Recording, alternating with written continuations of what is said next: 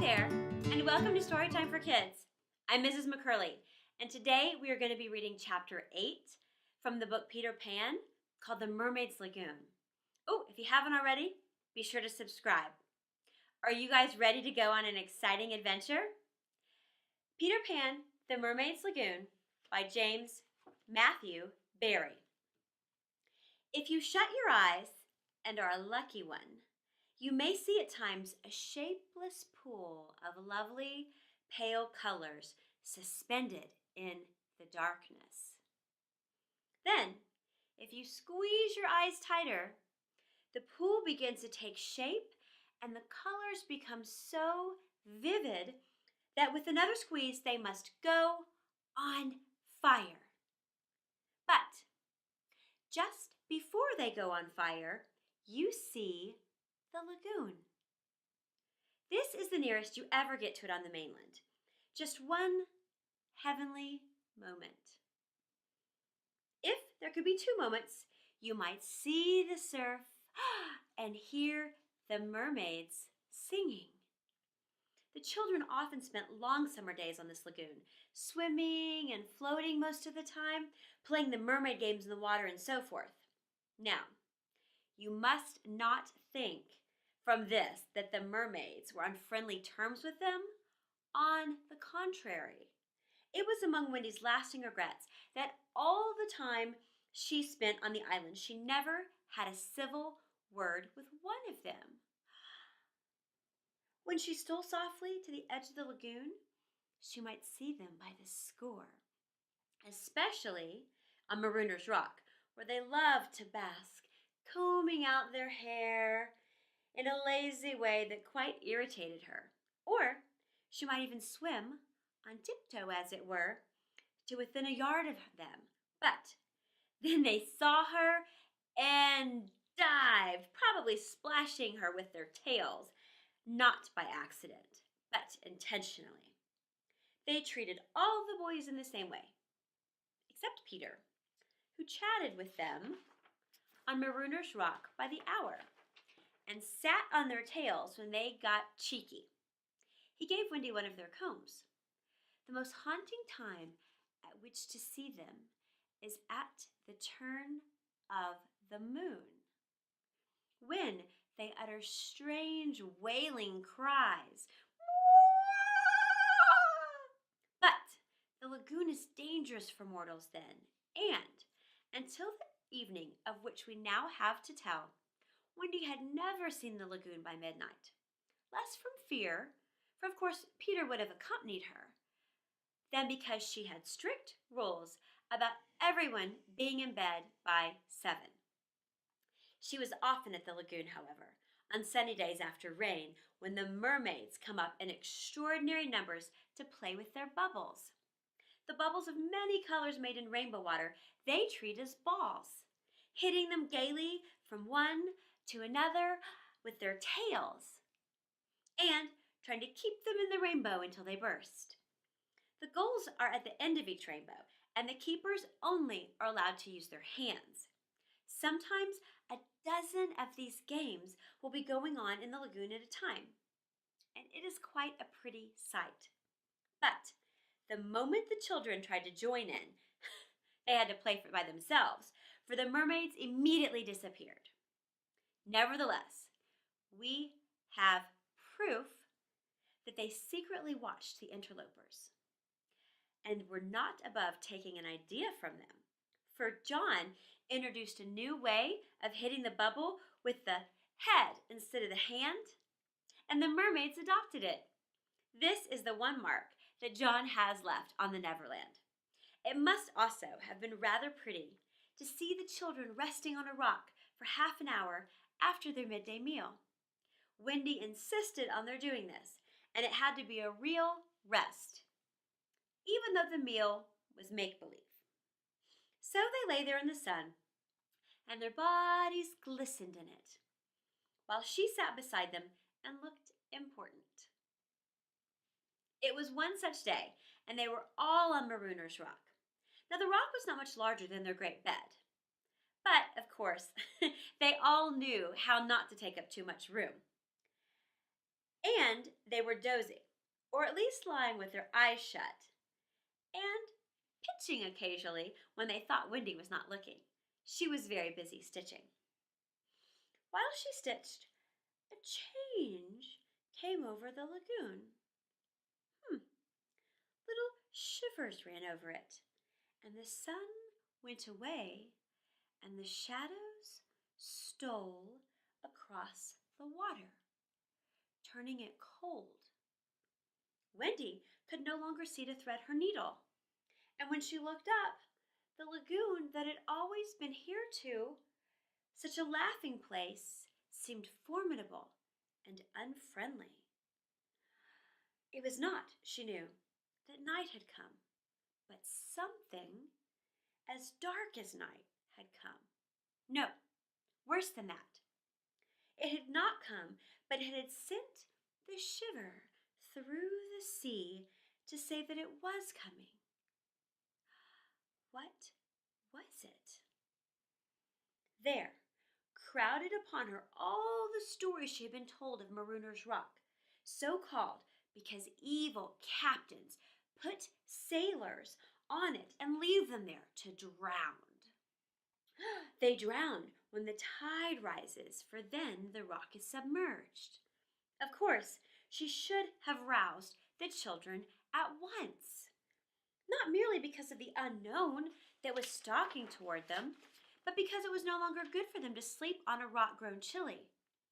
But she was a young mother, and she did not know this. She thought you simply must stick to your rule about half an hour after the midday meal.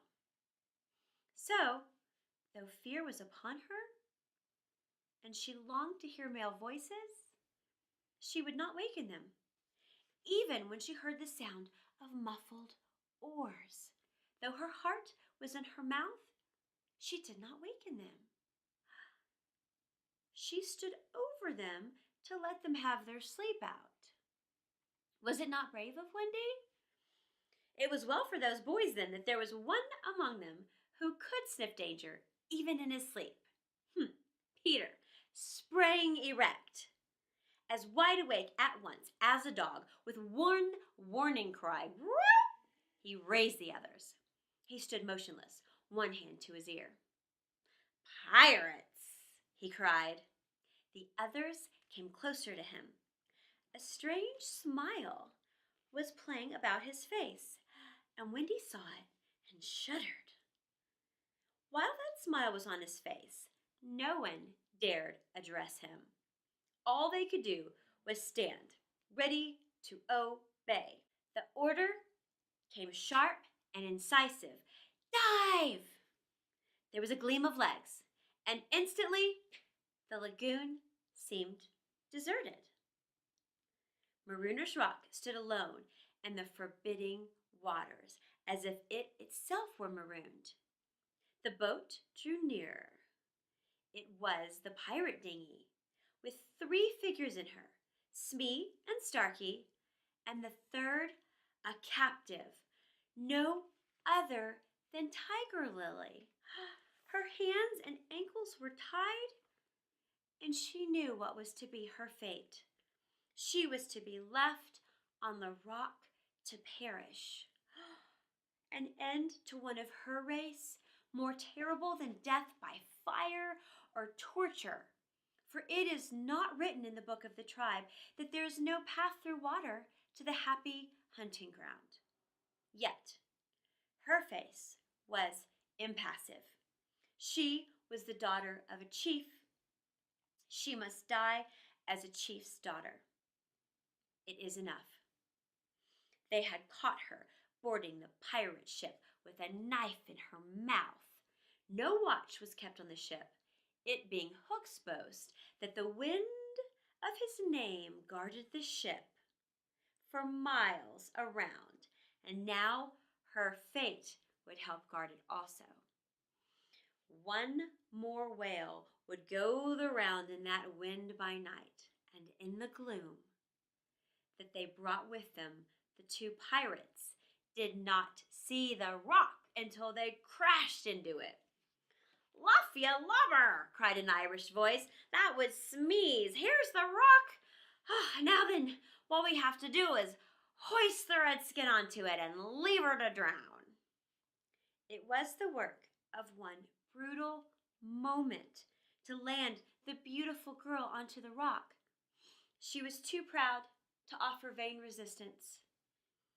Quite near the rock, but out of sight, two heads were bobbing up and down, Peter's and Wendy's. Now Wendy was crying, for it was the first tragedy she had seen. Peter had seen many tragedies, but he'd forgotten them all. He was less sorry than Wendy for Tiger Lily. It was the 2 against 1 that angered him, and he meant to save her. An easy way would have been to wait until the pirates had gone. But he was never one to choose the easy way. There was almost nothing he could not do. And now he imitated the voice of Hook. "Ahoy there, yo lubbers," he called. It was a marvelous imitation. "The captain," said the pirates, staring at each other in surprise. "He must be swimming out to us," Starkey said, when they had looked for him in vain. "We are putting the redskin on the rocks," Smee called out. "Set her free," came the astonishing answer. "Free?" "Yes, cut her bonds and let her go." But Captain, at once, d'ye hear?" cried Peter, "or I'll plunge me hook into you." "This is queer," Smee gasped. "Better do what the captain orders," said Starkey nervously. "Aye, aye," Smee said, and he cut Tiger Lily's cords. At once, like an eel, she slid between Starkey's legs into the water.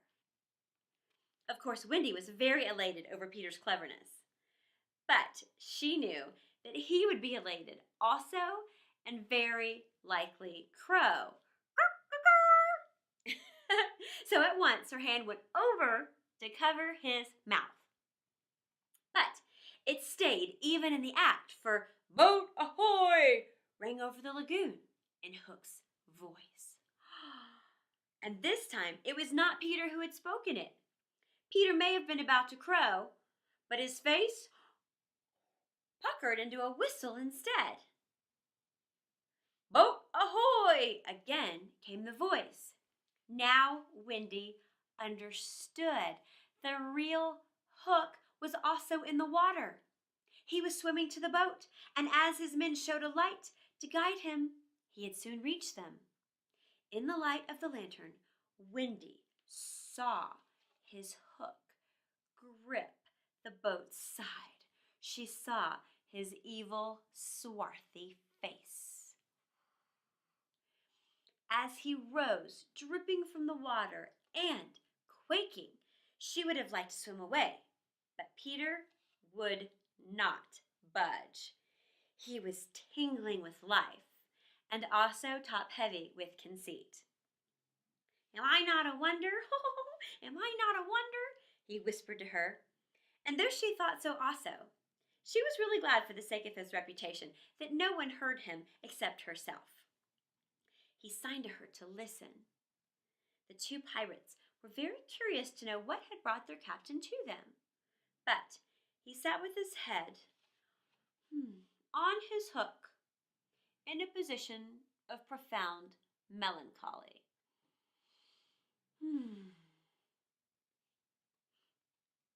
"Captain, is all well?" they asked timidly. But he answered with a hollow moan. "He sighs," said Smee. "He sighs again," said Starkey. "And yet a third time he sighs," said Smee. Then, at last, he spoke passionately. "The game's up," he cried. "Those boys have found a mother." Frightened though she was, Wendy swelled with pride. "Oh, evil day!" cried Starkey. "What's a mother?" asked the ignorant Smee. Wendy was so shocked that she exclaimed, "He doesn't know?" And always after this, she felt that if you could have a pet pirate, Smee would be her one. Peter pulled her beneath the water, for Hook had started up, crying, "What was that?" "I heard nothing," said Starkey, raising the lantern over the water. And as the pirates looked, they saw a strange sight. It was the nest I've told you of, floating on the lagoon, and the Neverbird was sitting on it. "See," said Hook, in answer to Smee's question, "that is a mother." What a lesson! The nest must have fallen into the water, but would the mother desert her eggs? No. There was a break in his voice, as if for a moment he recalled innocent days. But he brushed away this weakness with his hook. Smee, much impressed, gazed at the bird as the nest was borne past. But the more suspicious Starkey said, "If she is a mother, perhaps she's hanging about here to help Peter." Hook winced. "Aye," he said, "that is the fear that haunts me." He was roused from this dejection by Smee's eager voice. "Captain," said Smee, "could we not kidnap these boys' mother and make her our own mother?" "Ah, it is a princely scheme," cried Hook, and at once it took practical shape in his brain. "We will seize the children and carry them to the boat. The boys will walk the plank, and Wendy shall be our mother." Again, Wendy forgot herself. "Never!" she cried, and bobbed. "What was that?" But they could see nothing. They thought it must have been a leaf in the wind. "Do you agree, my bullies?" "There is my hand upon it," they both said. "And there is my hook. Swear." They all swore, but this time they were on the rock, and suddenly Hook remembered Tiger Lily. "Where is the redskin?" he demanded abruptly. He had a playful humor at moments, and they thought this was one of those moments. "That's all right, Captain," Smee answered complacently. "We let her go." "Let her go?" cried Hook. "'Twas your orders," cried the boatswain, faltering. "You called over the water to us to let her go," said Starkey. "Brimstone and gale," thundered Hook. "What cheating is going on here?" His face had gone black with rage. But he saw that they believed their words, and he was startled. "Lads," he said, shaking a little, "I gave no such order." "It is passing queer," Smee said, and they all fidgeted uncomfortably. Hook raised his voice, but there was a quiver in it. "Spirit that haunts the Stark Lagoon tonight," he said, "dost hear me?" Of course, Peter should have kept quiet, but of course he did not.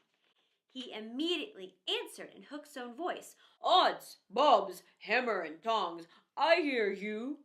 In that supreme moment, Hook did not blanch, even at the gills, but Smee and Starkey clung to each other in terror. "What are you, stranger? Speak," Hook demanded. "I am James Hook," replied the voice, "captain of the Jolly Roger." "You are not! You are not!" Hook cried hoarsely. "Brimstone and gall," the voice retorted. "Say that again, and I'll cast anchor in you." Hook tried a more ingratiating manner. "If you are Hook," he said almost humbly, "come, tell me, who am I?" "A codfish," replied the voice. "Only a codfish." "A codfish!" Hook exclaimed blankly, and it was then, but not till then, that his proud spirit broke. He saw his men draw back from him. "Have we been captained all this time by a codfish?" they muttered. "It is lowering our pride." They were his dogs snapping at him. But tragic figure though he had become, he scarcely heeded them. Against such fearful evidence, it was not their belief in him that he needed. It was his own. He felt his ego slipping from him. "Don't desert me, bully," he whispered hoarsely to it. In his stark nature, there was a touch of the feminine, as in all great pirates, and it sometimes gave him intuitions. Suddenly, he tried the guessing game. "Hook," he called. "Have you another voice?" Now, Peter could never resist a game, and he answered blithely in his own voice, "I have." "And another name?" "Aye." "Vegetable?" asked Hook. "No." "Mineral?" "No." "Animal?" "Yes." "Man?" "No." This answer rang out scornfully. "Boy?" "Yes." "Ordinary boy?" "No." "Wonderful boy?" To Wendy's pain, the answer that rang out this time was yes. "Are you in England?" "No." "Are you here?" "Yes." Hook was completely puzzled. "You ask him some questions," he said to the others, wiping his damp brow. Smee reflected. "I can't think of a thing," he said regretfully. Can't guess, crowed Peter. "Do you give it up?" Of course, in his pride, he was carrying the game too far, and the miscreants saw their chance. Yes, they answered eagerly. "Well then," he cried, "I am Peter Pan." Pan! In a moment Hook was himself again, and Smee and Starkey were his faithful henchmen. "Now we have him," Hook shouted. "Into the water, Smee! Starkey, mind the boat! Take him, dead or alive!" He leaped as he spoke, and simultaneously came the gay voice of Peter. "Ha! Are you ready, boys?" "Aye, aye," from various parts of the lagoon. "Then lay 'em into the pirates." The fight was short and sharp. First to draw blood was John, who gallantly climbed into the boat and held Starkey. There was fierce struggle, in which the cutlass was torn from the pirate's grasp. The fight was short and sharp. First to draw blood was John, who gallantly climbed into the boat and held Starkey. There was fierce struggle, in which the cutlass was torn from the pirate's grasp. He wriggled overboard, and John leapt after him, the dinghy drifting away. Here and there, a head bobbed up in the water, and there was a flash of steel, followed by a cry or a whoop. In the confusion, some struck at their own side. The corkscrew of Smee got Toodles in the fourth rib, but he was himself nicked and turned by Curly. Farther from the rock, Starkey was pressing slightly, and the twins hard. Where, all this time, was Peter? He was seeking bigger game.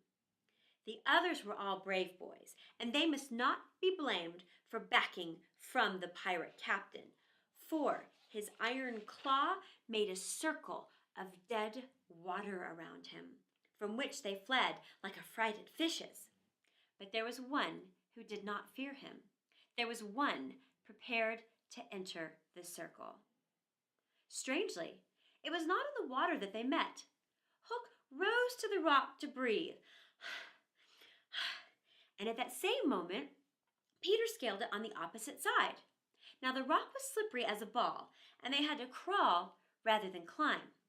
Neither knew that the other was coming. Each, feeling for a grip, met the other's arm in surprise. They raised their heads, and their faces were almost touching. So they met. Some of the greatest heroes have confessed that just before they fell to begin combat, they had a sinking feeling in the stomach. Had it been so with Peter at that moment, I would admit it. After all, he was the only man that the sea cook feared. But Peter had no sinking. He had one feeling only, gladness. And he gnashed his pretty teeth with joy. Quick as thought, he snatched a knife from Hook's belt and was about to drive it home when he saw that he was higher up on the rock than his foe. It would not have been a fair fight. He gave the pirate a hand up to help him.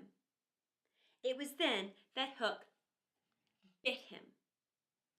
Not the pain of this, but its unfairness was what dazed Peter. It made him quite helpless. He could only stare, horrified. Every child is affected thus, the first time he is treated unfairly. All he thinks he has a right to when he comes to you to be yours is fairness. After you've been unfair to him, he will love you again, but will never afterwards be quite the same boy. No one ever gets over the first unfairness. No one except Peter. He often met it, but he always forgot it. I suppose that was the real difference between him and all the rest. So when he met it now, it was like the first time, and he could just stare, helpless. Twice the iron claw clawed him. A few moments afterwards, the other boys saw Hook in the water, striking wildly for the ship.